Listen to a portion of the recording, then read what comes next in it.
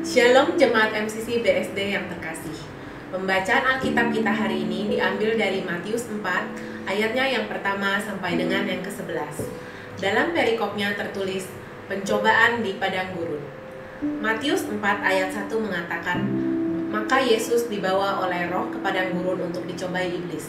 Saudara, padang gurun tempat pencobaan itu adalah wilayah tandus di sebelah barat Laut Mati, yang sama sekali tidak ada tumbuhan atau tempat berteduh. Yesus baru pulang kembali dari Sungai Yordan, tempat ia dibaptis dan diakui oleh suara dari langit sebagai anak yang dikasihi Allah. Dengan demikian dia dipersiapkan untuk menghadapi pertempuran itu. Yesus dicobai dalam 3 hal. Yang pertama, mengenai keinginan daging atau keinginan fisik. Pada saat itu Yesus merasa lapar, dan ia dicobai iblis untuk mengubah batu menjadi roti. Namun dia menjawab dengan mengutip Ulangan 8 ayat 3. Ia menjawab, ada tertulis manusia bukan hidup dari roti saja, tapi dari setiap firman yang keluar dari mulut Allah. Yesus tidak tergoda akan kebutuhan perut atau jasmani. Ketika dia lapar, Yesus tidak menuntut agar Bapa memberinya makanan. Yesus dapat mengatasi pencobaan tersebut dan tetap mempercayai Bapanya.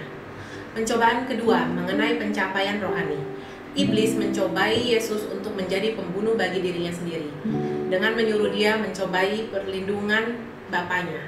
Di sini seolah iblis berusaha agar Yesus mencari bukti baru atas keberadaannya sebagai anak Allah. Iblis juga ingin menunjukkan bahwa ia pun mampu mengutip ayat kitab suci seperti Yesus.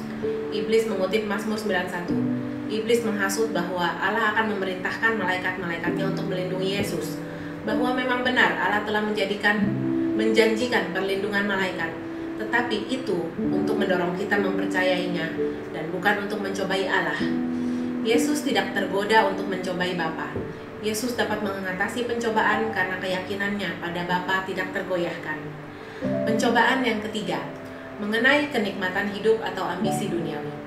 Iblis mencobai Yesus untuk menerima kerajaan darinya agar ia mau menyembah iblis. Tetapi Yesus tidak tergoda akan kekayaan duniawi, sekalipun Bapa tidak memberikan kemewahan kerajaan dunia. Yesus tidak berkompromi dengan kenikmatan dunia, meskipun tawaran iblis itu kelihatannya sangat menarik. Dalam menghadapi ketiga pencobaan itu, Yesus memperlihatkan komitmen dan kesetiaannya sebagai Sang Mesias yang diutus Allah. Ia dicobai ketika ia menjadi manusia. Di dalam kemanusiaannya, ia tidak tergoda untuk larut dalam pencobaan yang diberikan kepadanya. Ia tidak jatuh ke dalam dosa. Ia setia berpegang pada kehendak Allah. Ketiga macam pencobaan yang Yesus alami tepat seperti pencobaan yang juga dihadapi kita sebagai manusia.